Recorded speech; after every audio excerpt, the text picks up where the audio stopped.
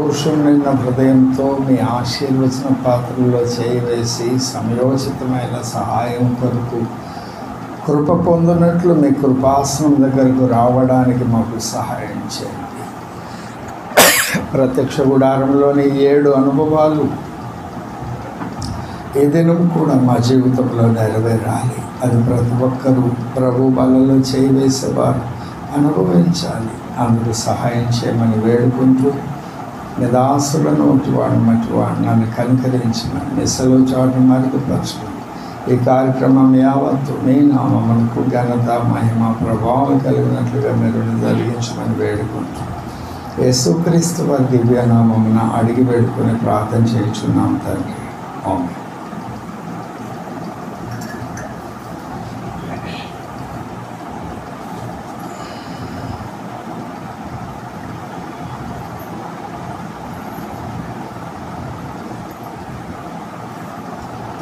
దేవునికి స్తోత్రం. దేవుని పరిశుద్ధ నామమునకు మహిమ కలుగును గాక. ఆమేన్. జీవము కలిగిన దేవుడు మన రక్షకుడు అయిన యేసుక్రీస్తు వారి దివ్యనామమున అందరికీ వందనాలండి. ఒక లేఖన భాగం చదువుకుందాం. ఈనాటి ధ్యానాంశంగా పరిశుద్ధ గ్రంథం నుండి అపోస్తలుల కార్యముల గ్రంథం 2వ అధ్యాయం 45, 46, 47 ఈ 3 వచనాలు నేను చదువుతూ ఉన్నాను. దయచేసి ఆలకించండి, గమనించండి. ఇదియుగాక వారు తమ స్థిరాస్తులను అమ్మి అందరికీ వారి వారి అక్కర కొలది పంచిపెట్టిరి. మరియు వారేక మనస్కులై ప్రతిదినము దేవాలయంలో తప్పక కూడుకొనుచు ఇంటింటా రొట్టె విరుచుచు దేవుణ్ణి స్తుతించుచు ప్రజలందరి వలన దయ పొందిన వారై ఆనందంతోనూ నిష్కపటమైన హృదయంతోనూ ఆహారము పుచ్చుకొనుచుండిరి. మరియు ప్రభువు రక్షణ పొందుచున్న వారిని అనుదినము వారితో చేర్చుచుండెను. ఈ వాక్యం మన హృదయంలో ప్రతిష్ఠించబడినట్లు ప్రార్థించుదాం. మా ప్రియ ప్రభువా, ఒక మాట మాకు మీ బల్ల దగ్గరకు తీసుకువెళ్ళడానికి ఒక మాట మాకు వెల్లడి చేయండి. ఆ వాక్యపు వెలుగులో మేము ఆశీర్వచన పాత్రలో చేయవేయనట్లు మీ కనికరం మా మీద కుమ్మరించారు. ఎందు నిమిత్తం మీ పక్షంగా నిలవబడుతున్న నేను మట్టి మనిషిని బట్టి వాడు నలుపున్న యోగ్యుడు. నా శరీరమును ప్రాణమును ఆత్మను నివశం చేసుకొని నాన్న నేను మీకు అప్పగించుకుంటూ ఉన్నాను. నిస్సలో చాటును మరుగుపరుచుకునండి. మీ రక్తంతో ప్రోక్షించి అగ్నితో పుటము వేసి మీ శైలిలో మీ స్థాయిలో మీ ఆత్మకార్యం నాయందు మా అందరి యందు జరిగించమని బ్రతిమలాడి వేడుకుంటూ యేసుక్రీస్తు వారి దివ్యనామమున అడిగి వేడుకొని ప్రార్థన చేయుచున్నాం తండ్రి. ఆమేన్.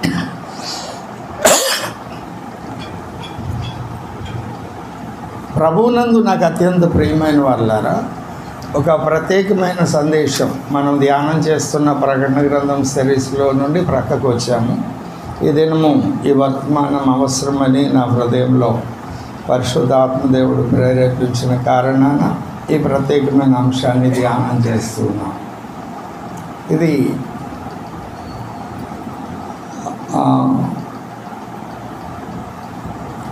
ఈనాటి ధ్యానాంశంలో 47వ వచనం, ఆనందముతోనూ నిష్కపటమైన హృదయముతోనూ ఆహారము పుచ్చుకొనుచుండిరి.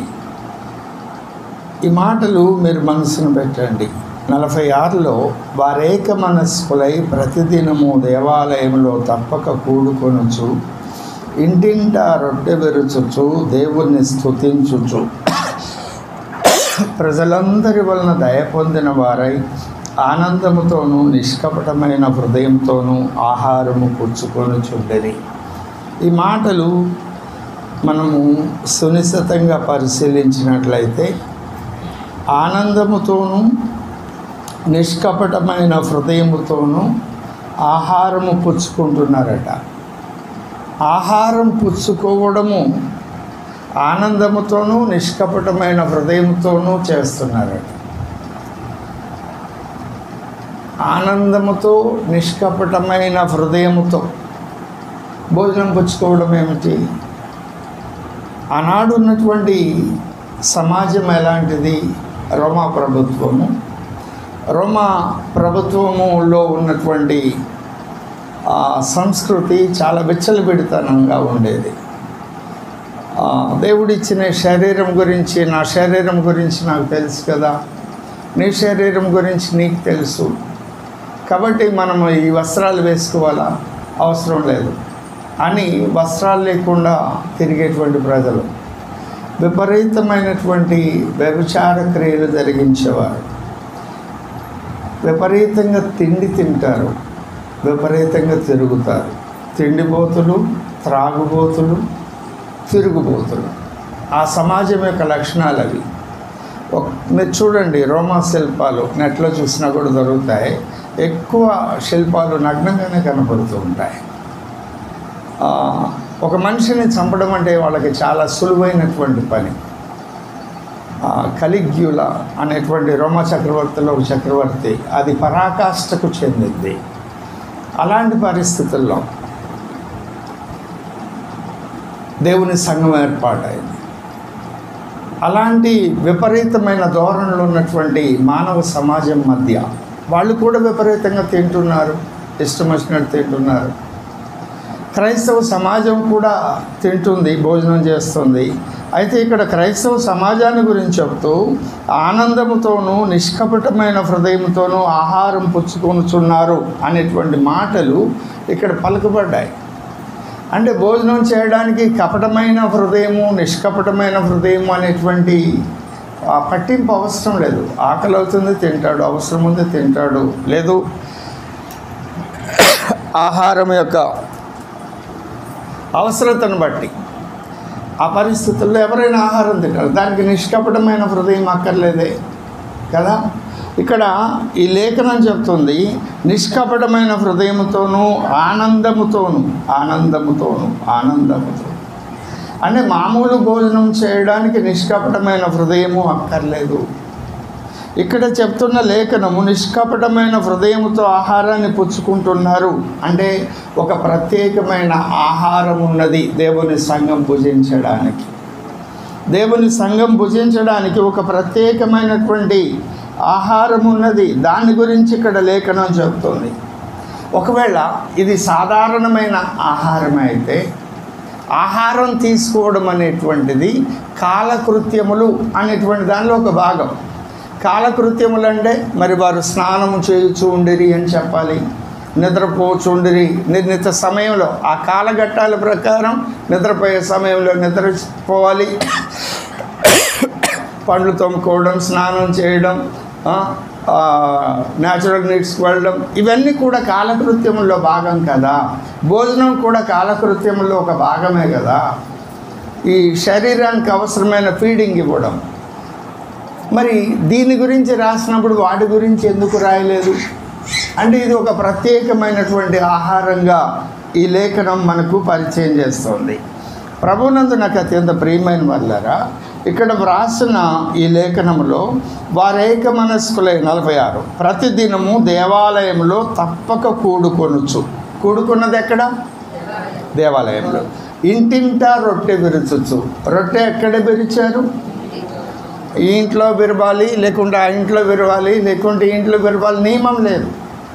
రొట్టె ఎక్కడైనా విరవవచ్చు, రొట్టె ఎక్కడైనా విరవవచ్చు.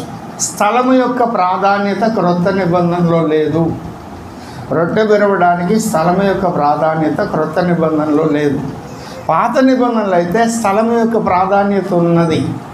సన్నిధి రొట్టెల వల్ల దేవుని మందిరంలోనే ఉండాలి. సన్నిధి రొట్టెల వల్ల ఉంది అంటే దీపవృక్షము, ధూపవేదిక, మందస్సము, కరుణాపీఠం, బలిపీఠము, ఇతర గంగాళం అన్నీ ఉండాలి. అవి కూడా యెరూషలేములోనే ఉండాలి. యూరోబాము సొలొమోను కుమారుడు రెహబాము కాలంలో అతడి దగ్గర మట్టి పని వారి మీద యజమానుడైనటువంటి యూరోబాము తిరుగుబాటు చేశాడు. తిరుగుబాటు చేసినప్పుడు దేవుడే దాన్ని నియమించాడు. 10 గోత్రాల వాళ్ళు యూరోబాము అధికారం క్రిందకు వెళ్ళారు. యూదా బెన్యామీను గోత్రాలు వాళ్ళు రెహబాము యొక్క అధికారంలో ఉన్నారు. దీన్ని యూదా రాజ్యం అన్నారు, దాన్ని ఇజ్రాయేలు రాజ్యం అన్నారు. యూరోబాము నాయకత్వ యెరూషలేం పట్టణం యూదా గోత్రికుల క్రిందకు వచ్చింది. కాబట్టి ఇక్కడ దేవాలయం ఉంది.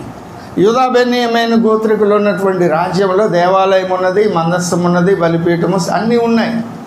మరి అక్కడికి వెళ్ళినప్పుడు యూరోబాము షోమ్రోను రాజధానిగా అతడు పరిపాలిస్తున్నాడు. దేవుణ్ణి ఆరాధించుట కొరకు ఆ ప్రజలందరూ కూడా నది దాటి యెరూషలేం పట్టణానికి రావాలి. రాజుల మొదటి గ్రంథం 11వ అధ్యాయంలో ఈ పాఠమంతా ఉంటుంది. రాజుల మొదటి గ్రంథం 11వ అధ్యాయం నుండి ఈ టాపిక్ స్టార్ట్ అవుతుంది.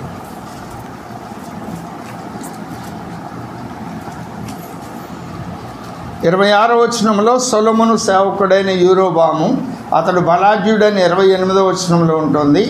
ఆ తర్వాత ఒక ప్రవక్త అహియా అనేటువంటి ప్రవక్త ప్రవచిస్తున్నాడు 30వ వచనంలో. ఏమని?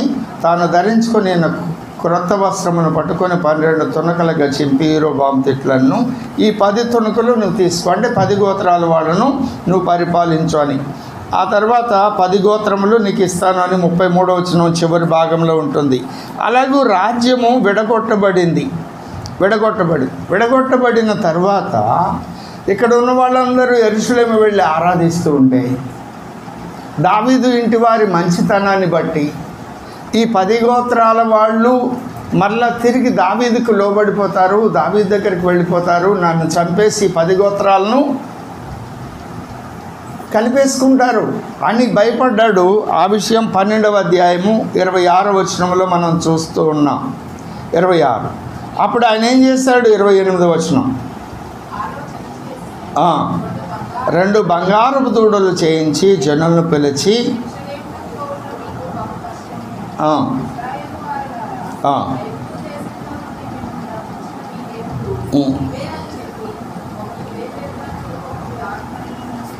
అది కాబట్టి బేతేలు దానులు ఉంచాడు, ఇక్కడే ఆరాధన చేయమన్నాడు. అలా చేయడం ద్వారా దేవుడు నిర్ణయించిన స్థలములో తప్ప వేరెక్కడ ఆరాధించినా దానిని విగ్రహారాధనగా ఎంచాడు దేవుడు. 14వ అధ్యాయం 16వ వచనం, విగ్రహారాధన చేయడం ఇజ్రాయేలీలకు నేర్పించాడు. యూరోబాము గురించి చెప్తూ తానే పాపము చేసి ఇజ్రాయేలు వారు పాపము చేయుటకై కారకుడైన యూరోబాము. అలాగే అనేక సార్లు వ్రాయబడి ఉంది. 15:30 తాను చేసిన పాపముల చేత ఇజ్రాయేలు వారు పాపము చేయుటకు కారకుడైన యూరోబాము. అలాగే 16, 26, 22, 52, రాజుల 2వ గ్రంథం 10, 29, 31, 23, 15 ఇలాగ అనేక వచనాలలో పాపము నేర్పించాడు యూరోబాము ఇజ్రాయేలీ ప్రజలు. ఎలా నేర్పించాడు? దేవుడు ఏర్పాటు చేసిన స్థలంలోనే దేవుణ్ణి ఆరాధించవలసి ఉండగా పాత నిబంధన కాలంలో వేరు స్థలాల మీద విగ్రహాలు చేయించి అక్కడ ప్రజలకు విగ్రహారాధన నేర్పించాడు తన రాజ్యాధికారం కొరకు. ఆ షోమ్రోను పట్టణం ఆ తర్వాత 10 గోత్రాల వాళ్ళు దేవునికి విరోధంగా చేసిన ఆ పాపమును బట్టి వారిని అషూరీయులకు చెరకు అప్పగించారు. బెన్యామీను యూదా గోత్రికులను బబులోనీయులకు చెరకు అప్పగించారు. బబులోనీయులకు అప్పగింపబడిన యూదా బెన్యామీను గోత్రికులకు తిరిగి మరలా యెరూషలేముకు వచ్చారు. ఆ 10 గోత్రాల వాళ్ళ సంగతి స్పష్టంగా రాయలేదు, కానీ చాలా కొద్ది మంది తిరిగి వచ్చారు. ఎందుకు? శేషంగా ఉంచుకోవాలి కాబట్టి ఆ 10 గోత్రాల నుండి కూడా కొంతమందిని ఇజ్రాయేలుకు రప్పించారు. అక్కడ చరిత్ర అది. అక్కడ నేను మీకు పరిచయం చేయాలి అనుకున్న అంశం ఏమిటి అంటే, పాత నిబంధన గ్రంథములో దేవునిని ఆరాధించడానికి బల్లలో చేయి వేయడానికి ఒక స్థలము ప్రాముఖ్యమైనది. క్రొత్త నిబంధన గ్రంథంలో స్థలము ప్రాముఖ్యము లేదు, స్థలము యొక్క ప్రాముఖ్యత లేదు. చూడండి, యోహాను సువార్త యేసు ప్రభువు చెప్పారు 4వ అధ్యాయం 23వ వచనం,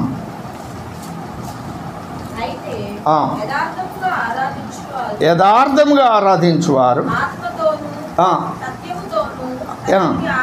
ఎలా ఆరాధించాలో చెప్పారు. ఎక్కడ ఆరాధించాలో చెప్పలేదు క్రొత్త నిబంధన. ఎలా ఆరాధించాలి? ఆత్మతోనూ సత్యముతోనూ ఆరాధించాలి. మేము చదవండి. తండ్రిని ఆరాధించు కాలము వచ్చుచున్నది, ఆ. అది ఇప్పుడు వచ్చేయున్నది. ఉమ్. తన్ను ఆరాధించువారు ఉమ్. అట్టివారే కావాలని తండ్రి కోరుచున్నాడు. ప్రభువు కోరుతున్నాడు ఆత్మతోనూ సత్యముతోనూ ఆరాధించాలి అని. అంతకుముందు 20వ వచనం, మా పితరులు ఈ పర్వతమందు ఆరాధించుడి గాని. ఎవరు, ఎక్కడ? ఈ పర్వతం అంటే షోమ్రోన్లో ఉన్నటువంటి పర్వతం, అది సమరయ. షోమ్రోను సమరయగా మార్చబడింది పేరు. షోమ్రోన్లో ఉన్నటువంటి ఈ పర్వతం మీద మా పితరులు ఆరాధించారు కానీ ఆరాధింపవలసిన స్థలము యెరూషలేములో ఉన్నదని మీరు చెప్పుదురని ఆయనతో సమరయ స్త్రీ అనగా. ఇది సందర్భం. కానీ క్రొత్త నిబంధనకు వచ్చేటప్పటికి ఆయన ఏమంటున్నాడు?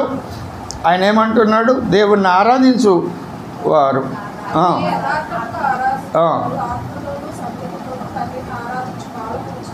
కాలం వచ్చుచున్నది, ఇప్పుడు వచ్చి ఉన్నది. తన్ను ఆరాధించువారు అట్టివారే కావాలని తండ్రి కోరుచున్నాడు. దేవుడు ఆత్మ కనుక ఆయన్ని ఆరాధించువారు ఆత్మతోనూ. అంతే, ప్లేస్ చెప్పలేదు, ఎక్కడైనా ఆరాధించవచ్చు. ఈ ఇంట్లో ఇక్కడికి ఎందుకు వచ్చాం మనము అంటే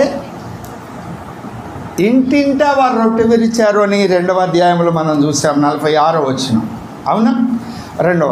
దీనికి ఒక ఎగ్జాంపుల్, ఆదిమ సంఘం ఎలాగూ ఆరాధించిందో 8వ అధ్యాయం అపోస్తలుల కార్యముల గ్రంథం 4వ వచనం. చెదరిపోయిన వారు ఎక్కడ? యెరూషలేములో హింస వచ్చింది. ఆ హింసను బట్టి అపోస్తలులు తప్ప మిగిలిన వారందరూ యెరూషలేమును విడిచి చెదిరిపోయారు. చెదరిపోయిన వారు సంచారం చేశారు. ఎక్కడెక్కడ సంచారం చేశారు? హెబ్రీయులకు రాసిన పత్రిక 11వ అధ్యాయం 38వ వచనం.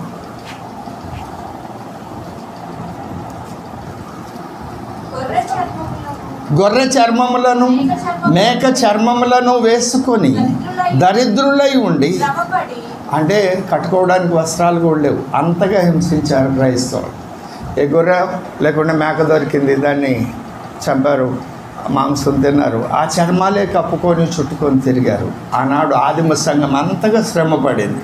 చుట్టుకొని వేసుకొని దరిద్రులై ఉండి శ్రమపడి హింస పొందుచు అడవులలోను కొండల మీదను గుహలలోను సొరంగములలోను తిరుగులాడుచు సంచరించిరి. ఇప్పుడు ఈ కొండ మీద ఉన్నారు, ఒక 30 మందో 40 మందో, ఊళ్ళోకి వెళితే చంపేస్తున్నారు.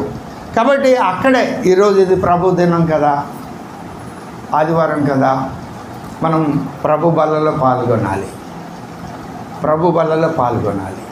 అని చెప్పి అక్కడే ఒక రొటెన్ చేసుకొని ఆ 30-40 మంది కూడుకొని ఆ కొండ మీద గుహల్లోనూ సొరంగాల్లోనూ అక్కడనే ప్లేస్ ఏది లేదు. వారికి ఎక్కడ అవకాశం ఉంటే అక్కడ ప్రభు బల్ల పాల్గొని. ఆదివారం అనేటువంటి మాట ఏమిటి? ఇప్పుడు 2వ అధ్యాయములో మనం చూసినప్పుడు వారు ఇంటింటా రొట్టె విరుచుచు అన్నారు, కానీ ఈ సమయంలో అని చెప్పలేదు. సమయం చెప్పలేదు, అక్కడ స్థలము లేదు, సమయము లేదు. కానీ పౌలు గారు చెప్పారు 20వ అధ్యాయం 7వ వచనంలో, ఆదివారమున మేము రొట్టె విరుచుటకు కూడుకున్నప్పుడు. మరి అంతకుముందు రోజు ఎక్కడున్నారు? పై వచనం, వారు సువార్త ప్రకటిస్తూ సంచరిస్తూ ఉన్నారు. తరువాత మేము ఓడ ఎక్కి 5 దినములలో త్రోయకు వచ్చి, త్రోయలో ఎన్ని దినాలు ఉన్నారు? 7 దినాలు. 7 దినాల్లో ఆదివారాలు ఎన్ని వస్తాయి? 7 దినాల్లో ఆదివారాలు ఎన్ని వస్తాయి? ఒక్కటే. ఆ ఒక్క ఆదివారం ఏం చేశారు? రొట్టె విరిచారు. అంటే పౌలు గారు ఏమన్నా 6 రోజులు నిద్రపోయి 7వ రోజు మాత్రం ప్రభు సన్నిధిలో ఆరాధించే వ్యక్తి కాదు. ఆయన ప్రతిదినం స్వార్థ ప్రకటిస్తాడు, హెచ్చరిస్తాడు, గద్దిస్తాడు, దిద్దుబాటు చేస్తాడు, వచ్చిన వాళ్ళని ఆదరిస్తాడు, దేవుని వాక్యాన్ని చెప్పి బలపరుస్తాడు. మౌనంగా ఖాళీగా ఉండే వ్యక్తి కాదు ఆయన. కానీ 6 దినాలు ఆ పనులన్నీ చేశాడు. సువార్త కూటం పెట్టాడు, ఆదరణ కూటం పెట్టాడు, శుద్ధీకరణ కూటం పెట్టాడు, లేదు ఉపవాస ప్రార్థన ప్రకటించాడు. ఏం చేశాడు? 6 దినాలు పనిచేశాడు. కానీ 7వ దినం వచ్చింది. 7వ దినాన్ని ఏం చేశాడు? ఆదివారం రోజు రొట్టె విరవడానికి కూడుకున్నాడు. ఇక్కడ సమయం చెప్పబడింది, స్థలం చెప్పబడలేదు. ఎలా రొట్టె విరవాలో చెప్పబడింది. కొరింథీయులకు రాసిన మొదటి పత్రిక 11వ అధ్యాయం. మన మూలవాక్యం ఏమిటి? వారు ఆనందముతోనూ నిష్కపటమైన హృదయంతోనూ భోజనం చేస్తున్నారట. అంటే భోజనం చేయడానికి నిష్కపటమైన హృదయం కావాలా అంటే ఈనాడు సమాజంలో కూడా క్రైస్తవేతర సమాజము లేదా నామకార్థ క్రైస్తవులు హృదయంతో, అది కపటమైన హృదయమా నిష్కపటమైన హృదయమా అనేటువంటి విషయంతో సంబంధం లేకుండానే భోజనం చేస్తున్నారు. అది ఒక నిత్య కృత్యము. మనం బ్రతకడానికి ఆహారాన్ని తీసుకోవాలి, దానికి హృదయంతో సంబంధం లేదు. కానీ ఇక్కడ ఒక ప్రత్యేకమైన వర్గం ఉంది, ఒక ప్రత్యేకమైన జనాంగం ఉంది, అది దేవుని సంఘం. ఆ సంఘమట ఆనందంతోనూ నిష్కపటమైన హృదయంతోనూ భోజనం చేశారట.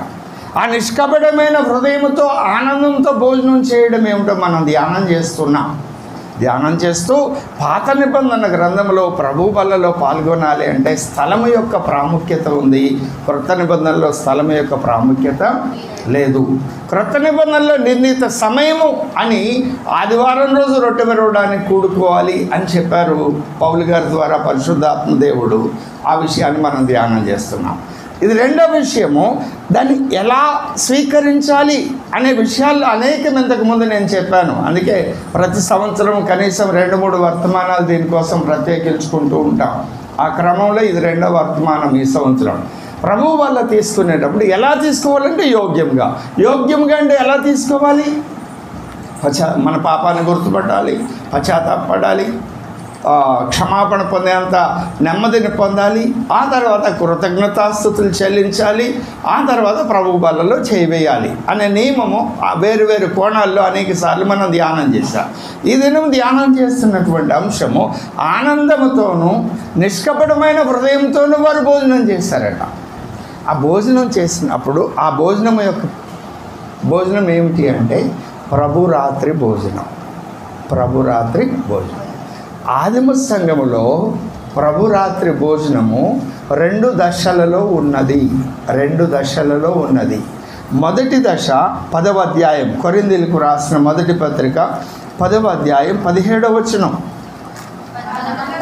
మనమందరము ఆ ఒకటే రొట్టెలో పాలు పుచ్చుకొనుచున్నాము కదా. ఒకటే రొట్టెలో పాలు పుచ్చుకుంటున్నాము అన్నారు. బాగుంది కదా, బాగుంది. కానీ ఇక్కడ మనకు ఒక కన్ఫ్యూజన్ వస్తుంది ఇంకొక వచనాన్ని బట్టి. ఆ వచనం ఏమిటో చూడండి. 11వ అధ్యాయము 21వ వచనం. మీరు ఆ భోజనము చేయునప్పుడు ఒకనికంటే ఒకడు ముందుగా తన మటుకు తాను భోజనము చేయుచున్నాడు. ఎందువలన ఒకడు ఆకలి కొనును. ఇదేమిటి?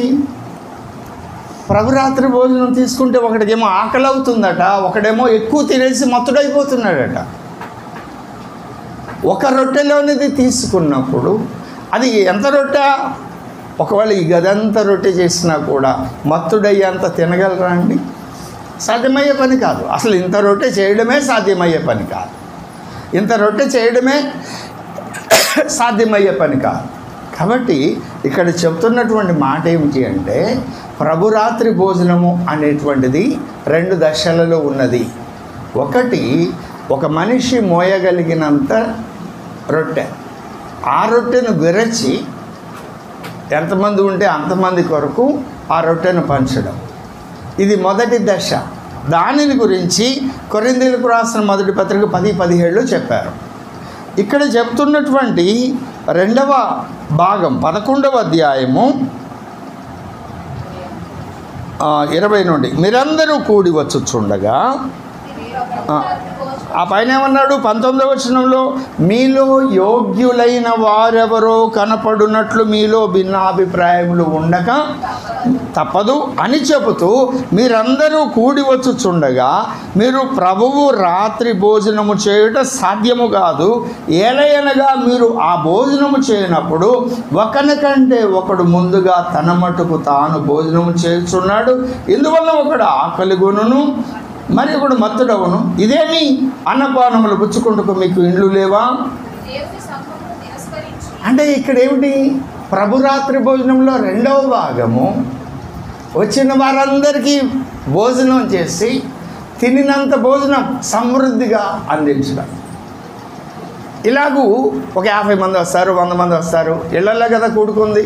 ఏ ఇంట్లో అయినా ఎంతమంది కూడుకుంటారు? ఒక 50 మంది, మహా అయితే 100 మంది. ఇంకొంచెం పెద్ద గ్రౌండ్ ఉంటే ఒక 200 మంది. పాత ఊర్లు, పల్లెటూరులో రైతుల ఇళ్ళలు కొంచెం ఎక్కువగా ఉంటుంది. ఒక ఎకరం 20 సెంట్లు అలా ఉంటాయి కదండి. ఒకవేళ అలా కూడుకున్న 100-200 మంది అనుకుందాం. దేవుని సంఘం అంత చిన్నగానే ఉంటుంది, పెద్దగా ఉండదు. పెద్దగా ఉండే దేవుని చిత్తానుసారమైన సంఘాలు కానే కాదు. అందుకు అనేక లేఖనాలు నేను మీకు చూపిస్తాను. సరే, ఇక్కడ మన అంశము ఆ వచ్చిన వారందరికీ భోజనాలు ఏర్పాటు చేసి ఏం చేశారు? కొంతమంది ముందు వచ్చేసి భోజనం చేస్తున్నారు.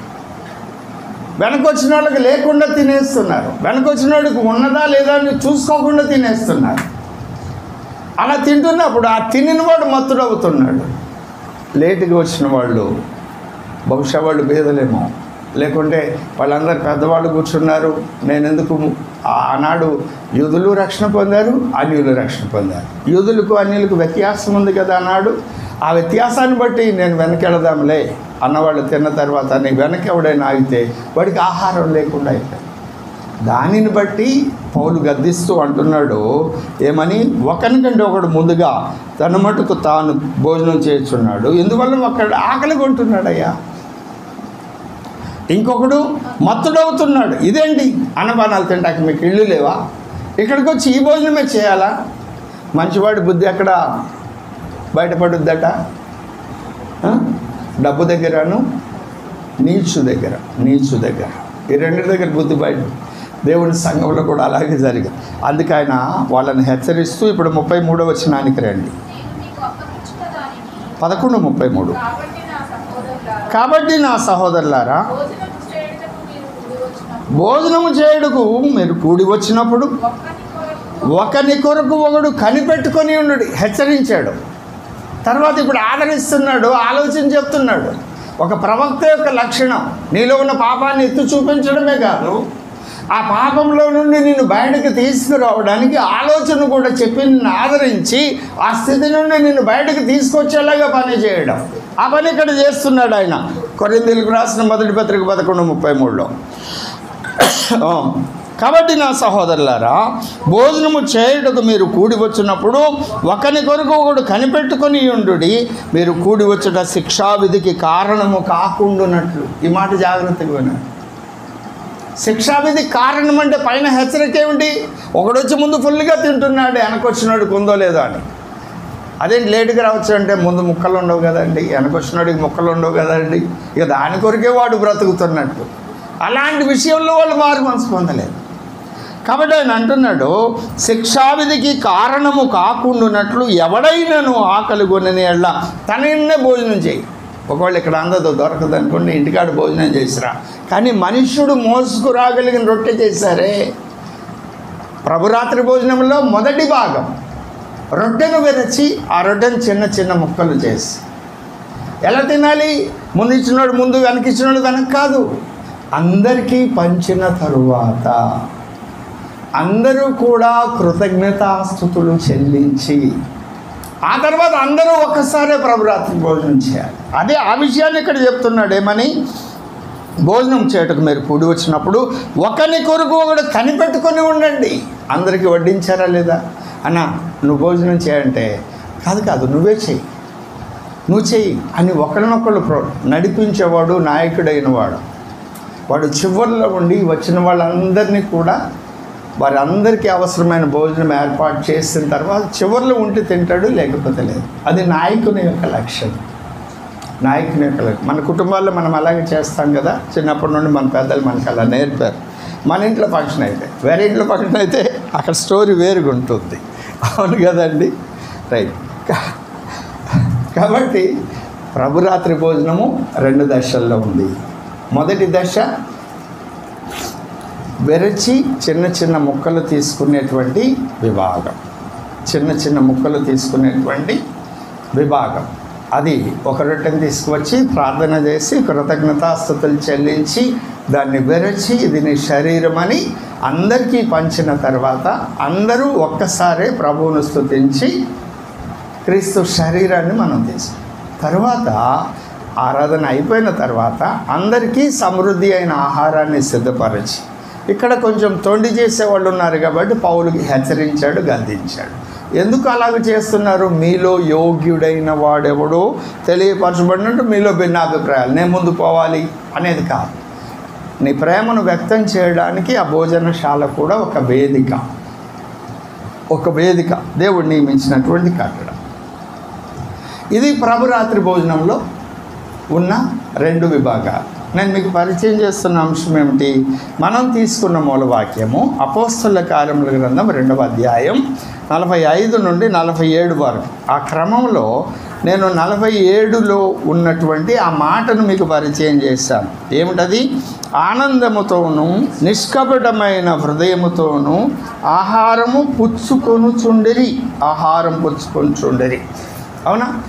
ఆనందముతో నిష్కపటమైన హృదయంతో అంటే ఏమిటో తెలియచేయడానికి ఆనాటి సంస్కృతి చెప్పాను. పాపం ఎలాగూ ప్రారంభమైందో దేవుని సమాజంలో యూరోబామును చూపించి చెప్పాను. దేవుడు నియమించిన స్థలములో కాక వేరెక్కడ నువ్వు దేవుణ్ణి ఆరాధించినా అది విగ్రహారాధన అని చెప్పుకున్నాం.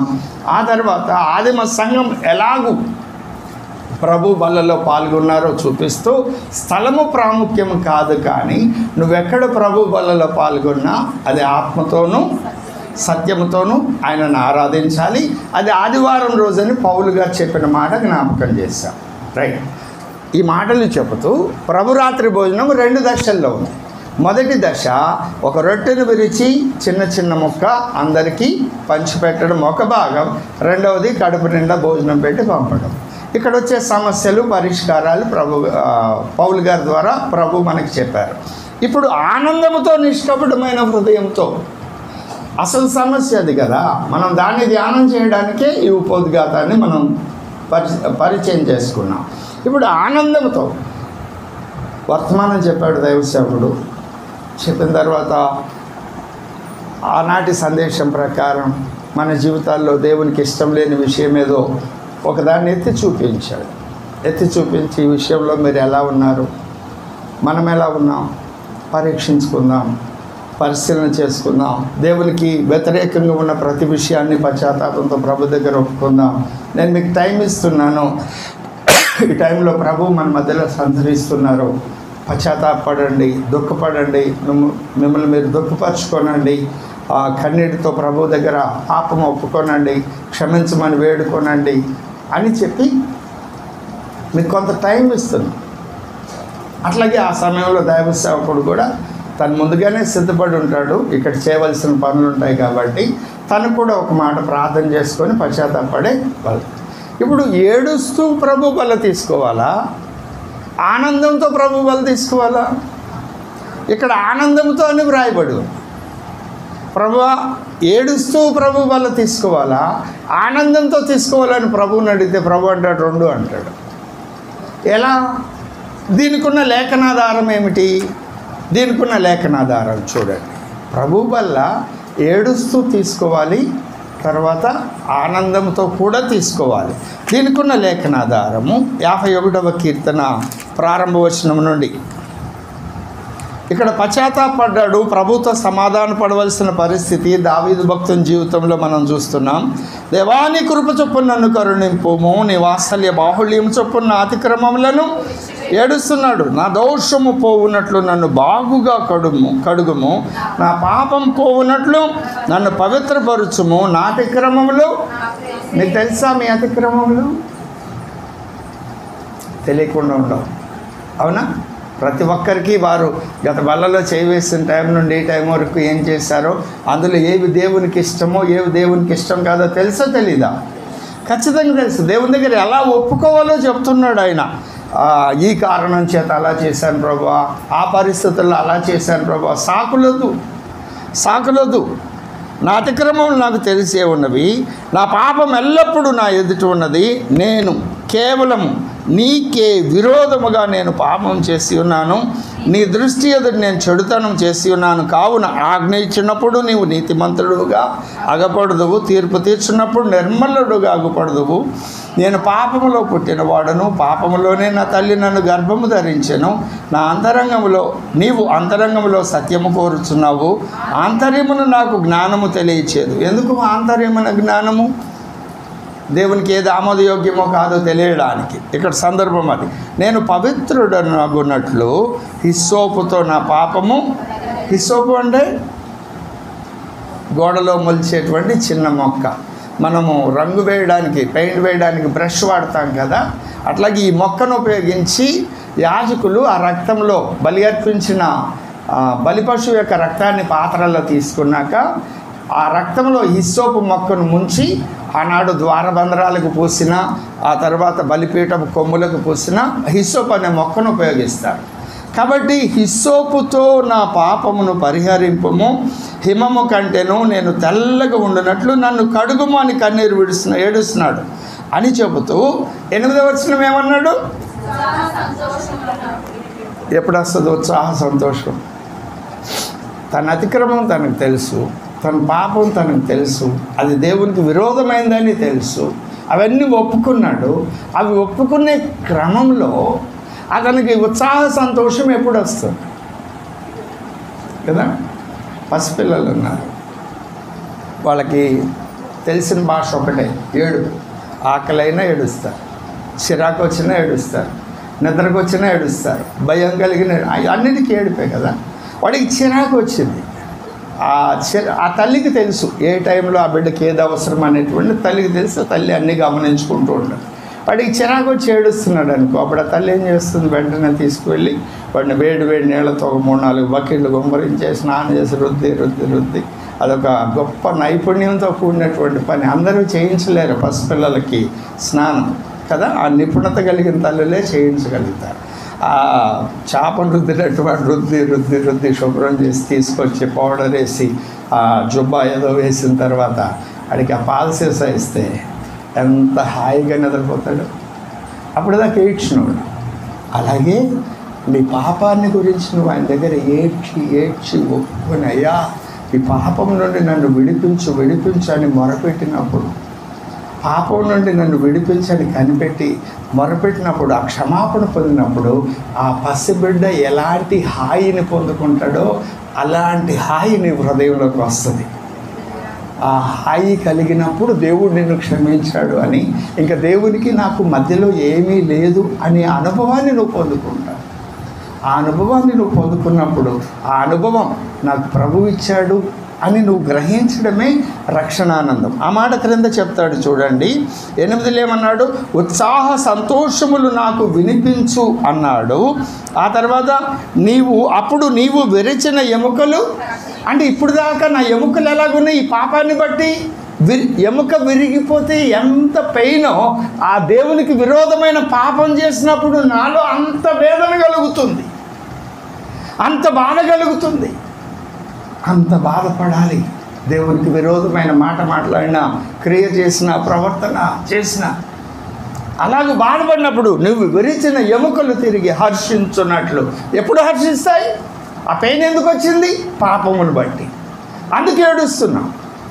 ఎప్పుడైతే ఆయన పాపమును క్షమించాడు అనేటువంటి అనుభవంలోకి మనం వచ్చామో, ఆ ఎముకల నొప్పి తొలగిపోతుంది, హృదయంలో వేదన భారం తొలగిపోతుంది.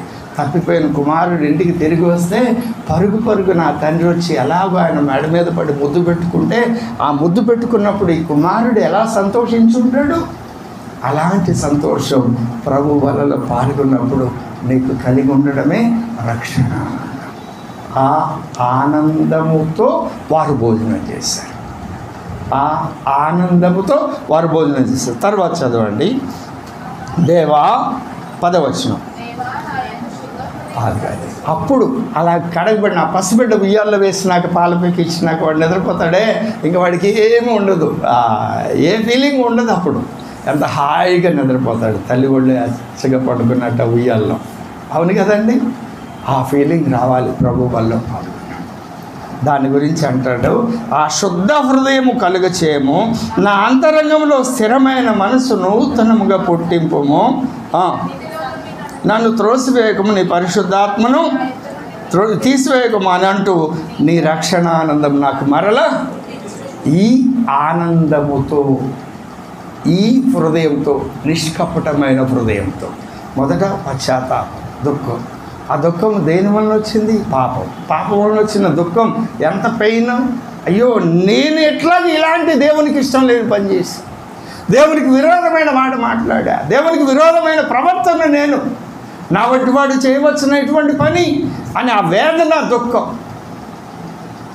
ఆ దుఃఖాన్ని అనుభవించి ఏడ్చి ప్రభు దగ్గర సమాధానం పొంది, ఆ తర్వాత పసిబిడ్డ శుభ్రం చేయబడిన తర్వాత ఎలాంటి ఆనందాన్ని పొందుతాడో అలాంటి ఆనందాన్ని, నెమ్మదిని పొంది ఆనందంతోనూ నిష్కపటమైన హృదయంతో ఆనాడు ఆదిమ సంఘం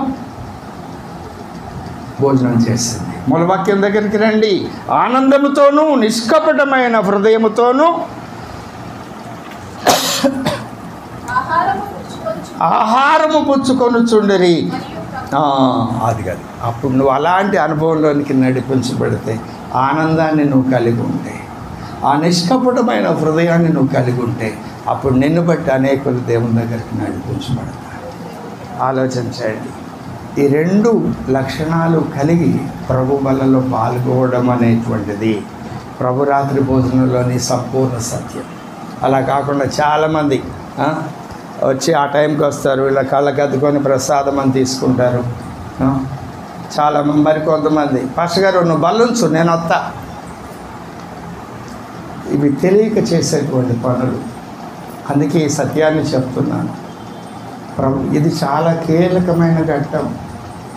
వర్తమానం ప్రారంభం కాకముందే రావాలి. పాటలు 3-4 పాటలు ఎందుకు పాడుతున్నారు? ప్రారంభం.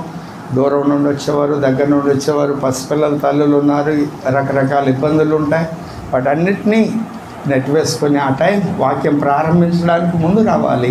ఆ వాక్యాన్ని వినాలి, సంపూర్ణంగా విని ఆ వాక్యపు వెలుగులో నిన్ను నువ్వు పరిశీలించుకొని ఆ పసిబిడ్డల వంటి హృదయం కలిగి, శుద్ధ హృదయం కలిగి, సంతోషం నిండిన హృదయానికి ముందేం రావాలి? దుఃఖం, పశ్చాత్తాపం. కాబట్టి దావీదు దుఃఖంతో దేవుని సన్నిధికి వచ్చాడు, ఆనందంతో ఆయన స్తుతించాడు, ఆనందంతో ఆయన. అలాగూ ప్రభు బలలో పాల్గొన్నారు ఆనాడు ఆదిమ సంఘం. కాబట్టి మనం ప్రభు బలలో పాల్గొనేటప్పుడు ఎలా పాల్గొనాలి? మొదట దుఃఖంతో. నీకు తెలుసు, గత వారం ప్రభు బలలో చేయవేసిన టైం నుండి ఈ టైం వరకు ఏ విషయాలు ఆయనకి ఇవ్వాల్సిన సమయం ఆయనకి ఇచ్చావా? వాక్యం చదివావా? పరిశుద్ధుల సహవాసాన్ని కలిగి ఉన్నావా? నీ భావోద్రేకాలు, నీ మానవ సంబంధాలు, దేవునితో గడిపేటువంటి విషయాలు, వీటన్నిటినీ పరిశీలించుకొని ఎక్కడైతే నువ్వు ఫెయిల్ అయ్యావో యథార్థంగా ప్రభు సన్నిధిలో ఒప్పుకోండి, ప్రభుతో మాట్లాడండి, హృదయపూర్వకంగా పశ్చాత్తాపడండి, హృదయాలు కుమ్మరించుకోండి. ఆ తర్వాత ఆ నెమ్మది నీకు వచ్చినప్పుడు, ప్రభువా నీకు స్తోత్రమయ్యా, నన్ను దర్శించావు, నన్ను కడిగావు, నన్ను అంగీకరించావు. తప్పిపోయిన కుమారుడు ఎందుకు సంతోషపడ్డాడు? ఆ తండ్రి వచ్చి మెడ మీద ముద్దు పెట్టుకున్నప్పుడు నా తండ్రి నన్ను అంగీకరించాడు. ఏమనుకుని వచ్చాడు? నీ ఇంట్లో పనోడిగైనా ఉండాలి. కానీ ఆ తండ్రి ఏమో సింహాసనము, స్నానం చేయించి, నూతన వస్త్రాలు, ఉంగరము, అధికారం అన్నీ ఇచ్చాడు. ఆయన గొప్ప విందు చేయించాడు. ఇప్పుడు ఇక్కడ కూర్చున్న మనమందరం ఎవరు? రాజులం, రాణులం. నేను అనుకున్నానా? దేవుడి వాక్యం చెప్తుందా? రాజు అయిన వాడు రాజులాగానే ప్రవర్తించాలి. ఆనాడు అక్షరార్థంగా అందరికీ భోజనం కూడా ఏర్పాటు చేశారు. ఇప్పుడు మనం ఏర్పాటు చేయడం లేదు, ఎందుకంటే అవసరం ఇక్కడ లేదు. దూరం నుండి వచ్చేవారికి ఏర్పాటు చేస్తారు. అలాగే అక్కడ 44 వచనం చూడండి. ఆదిమ సంఘం చేసినట్లు ఎందుకు చేయడం లేదు అనే ప్రశ్నలు, కొన్ని ఎందుకు చేయడం లేదనే ప్రశ్నలు ఎదురవుతాయి. ఆ ప్రశ్నలకు చెప్తున్నా. 44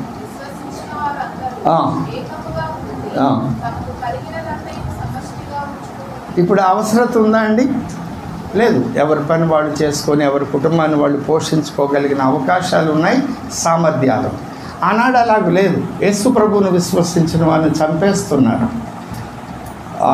చర్చాల్లో వేస్తున్నారు. కుటుంబంలో ఒక వ్యక్తి చనిపోతే ఒక్క వ్యక్తే మిగులుతున్నారు. వీళ్ళు బ్రతుకుతారో లేదో తెలియదు. కాబట్టి ఇలాంటి పరిస్థితుల్లో వారికి కలిగిందంతా అమ్మేసి, అలాంటి అందరూ అనాథలైన వాళ్ళు ఉన్నారు, తల్లిదండ్రులను కోల్పోయిన పిల్లలు ఉన్నారు, వాళ్ళని పోషించాలి, దేవుని సంఘంలో అవసరత ఉంది కాబట్టి వాళ్ళ ఆస్తులమ్మి తీసుకొచ్చి అక్కడ పెట్టారు. ఈనాడు అవసరత లేదు. ఈనాడు మనము వెళ్ళి ఇక్కడికి వచ్చి భోజనం చేసి ఇంటికి వెళ్ళాల్సిన అవసరత కూడా లేదు. మనం ఇక్కడ కూడుకునేది 2.5 గంటలు లేదా మహా అయితే 3 గంటలు. ఈ 3 గంటల టైం కొరకు మనము భోజనం సిద్ధపరచిన అవసరత లేదు. ఒకవేళ ఎవరైనా దూరం నుండి వచ్చి వెళ్ళలేని వాళ్ళు ఉంటే వాళ్ళ కొరకు మనం ఏదో ఒక ఏర్పాటు మనం చేస్తాం. కాబట్టి ఇది ఆదిమ సంఘం పాటించిన పద్ధతి. ఈరోజు నేను మీకు పరిచయం చేస్తున్న అంశము ప్రభురాత్రి భోజనంలో పాల్గొనేటువంటి పద్ధతి లేదా ప్రభురాత్రి భోజనాన్ని గురించిన సంపూర్ణ సత్యం. ఎలా పాల్గొనాలి అనేటువంటి విషయాన్ని గతంలో చెప్పాను. అందులోని మరి ఒక మెట్టు, ఆదిమ సంఘం ఎలా పాల్గొందట? ఆనందముతోనూ నిష్కపటమైన హృదయంతోనూ. భోజనం చేయడానికి నిష్కపటమైన హృదయం అక్కర్లేదు. ఏడుస్తూ కూడా ఆకలైతే తినే బ్యాచ్ కూడా ఉన్నారు. అది కాదు. అంటే ఇక్కడ ఒక ప్రత్యేకమైన భోజనం ఉన్నది. ఆ భోజనం ఏమిటి? ప్రభురాత్రి భోజనం. ప్రభురాత్రి భోజనంలో ఆనాడు ఆదిమ సంఘంలో ఎన్ని దశలు ఉన్నాయి? 2 దశలు ఉన్నాయి. ఒకటి, మనం మోసుకురాగలిగిన చిన్న రొట్టె, ఎంతమంది ఉంటే అంతమందికి చిన్న చిన్న ముక్క చేసి పంచగలిగినంత రొట్టె. రెండవది, వారందరూ ఆకలి తీరే అంత సమృద్ధి అయిన భోజనం. ఇది మొదట తీసుకుంటారు, అది తర్వాత. ఎందుకు ఇలాగ 2 సిస్టమ్స్ ఏర్పాటు చేశారు, 2 పద్ధతులు? మీలో భిన్నాభిప్రాయములు ఉండక మానదు, వాటి నుండి మీలో యోగ్యులైన వారెవరో కనిపెట్టు నిమిత్తం. అక్కడ కూడా దేవుని యొక్క ప్రణాళిక ఉన్నది. మన యోగ్యతను మనము నిరూపించుకోవాలి అంటే ఆ భోజన సమయంలో ఎలా ప్రవర్తించాలని చెప్తుంది లేఖనం. మొదట బలహీనలైన వారు, అవసరం మొదట ఎవరికి వారు ఒకరినొకరు గనపరుచుకుంటూ, అన్న మీరు ముందు భోజనం చేయండి, అక్క మీరు ముందు భోజనం చేయండి అని మొదట వారికి అవకాశం ఇచ్చి, చివరిలో మిగిలింటే తింటాము, లేకుండా మళ్ళీ తయారు చేసుకొని తింటాము. అలాంటి వైఖరి కలిగి ఉండడమే ఒకరి పట్ల ఒకరు ప్రేమను కనపరచడం. అందుకే వంట చేసేటప్పుడైనా మందిరంలో వంట చేయండి అని చెప్పడానికి గల కారణం ఏమిటి అంటే, ఇక్కడ రకరకాల వ్యక్తిత్వాలు కలిగిన వ్యక్తులు వస్తారు. ఒకరు వర్కింగ్ స్టైల్ వేరు, ఇంకొకరు వర్కింగ్ స్టైల్ వేరు. ఒకళ్ళు చక్క చేస్తారు, ఒకళ్ళు నెమ్మదిగా చేస్తారు, ఒకళ్ళు కొంచెం చేసి ఆగి మళ్ళీ కాసేపు ఆగి చేసుకుంటారు. అలాంటి వాళ్ళందరూ సమన్వయపరుచుకుంటూ పనిని పంచుకోవాలి, ఆ పరిచర్యను పంచుకోవాలి. వాళ్ళు ఒకవేళ నిదానంగా చేసే వాళ్ళకి, వేగంగా చేసే వాళ్ళకి, నిదానంగా చేసేవాళ్ళు అంటే చిరాకు వస్తుంది. అక్కడ సహనం నేర్చుకుంటారు కదా. నేను అంట్లు తోమాలా, నేను పొయ్యి దగ్గర ఉంటా ఒకళ్ళు. అక్కడ ఈ ఎప్పుడూ అంట్ల దగ్గరికి వెళ్ళని వాళ్ళు కూడా అక్కడ అవసరమైతే వెళ్ళాలి. ఇవన్నీ అట్లాగనే మగవాళ్ళు చేసే పరిచర్యలో కూడా ప్రతి పని ప్రతి ఒక్కరూ చేయాలి. ఇక్కడేమి హెచ్చు తగ్గులు ఉండకూడదు. ఇవన్నీ కూడా ఆ సహనము, ఓర్పు, ప్రేమ, దీర్ఘశాంతము నేర్చుకోవడానికి ఇది ఒక వేదిక. దేవుని సంఘం వేరు రకాల మనస్తత్వాలు కలిగిన వాళ్ళు ఉంటారు. వారందరినీ సమన్వయపరుచుకుంటూ వారి మనసును బట్టి మనమే తగ్గించుకొని వారిని ముందు నిలవబెడుతుంది. అలాంటిదే దేవుని సంఘం. ఆ వైఖరి కలిగి ప్రభు బల్లలో పాల్గొనాలి. ప్రభు బల్లలో ఆనందంతో పాల్గొవాలా, ఏడుస్తూ పాల్గొవాలి అంటే ఏడుస్తూ ఆనందిస్తూ పాల్గొవాలి.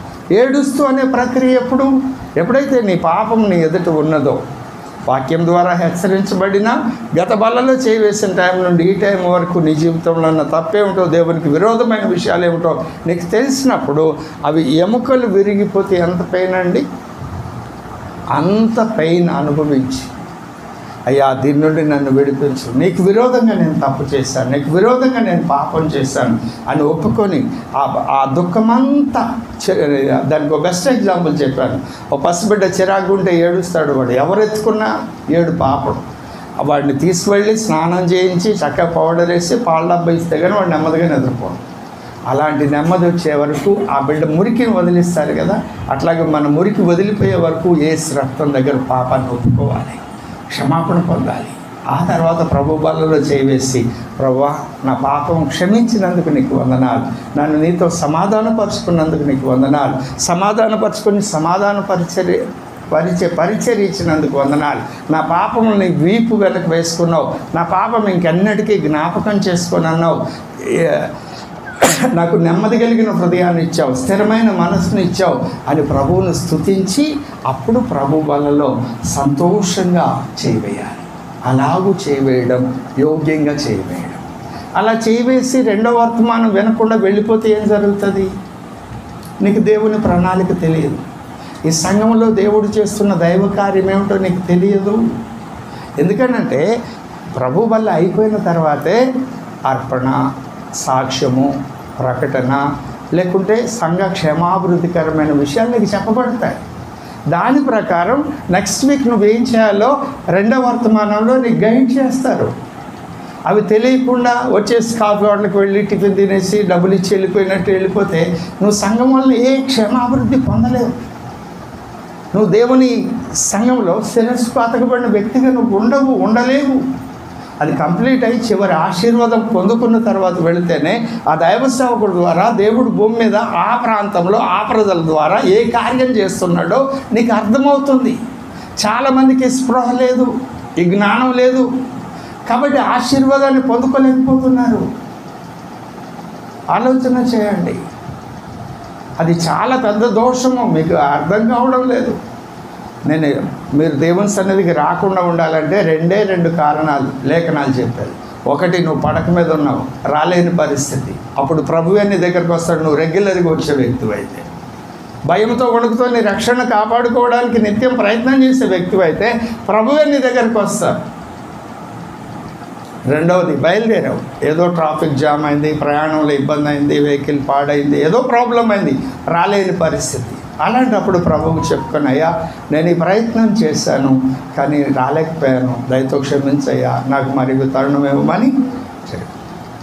ఒకవేళ వేరే ఊరు వెళ్ళావు, అక్కడైనా ప్రభు బలలో ఇలాగే పాల్గొనాలి. అలా పాల్గొన్నప్పుడే నీకు దేవునితో సమాధానం వస్తుంది. కాబట్టి ఈ మాటలు మనసును పెట్టండి. ప్రభు వల్ల ఎలా పాల్గొవాలి? మొదట దుఃఖంతో, తర్వాత ఆనందంతో, నిష్కపటమైన హృదయంతో ప్రభు వల్ల పాల్గొనాలి. అలాగే పాల్గొందాం. రండి ప్రార్థన చేసుకుందాం. దేవుడి మాటలు మన వెనుకలు దీవించి ఆశీర్వదించుగాక. ఆమేన్.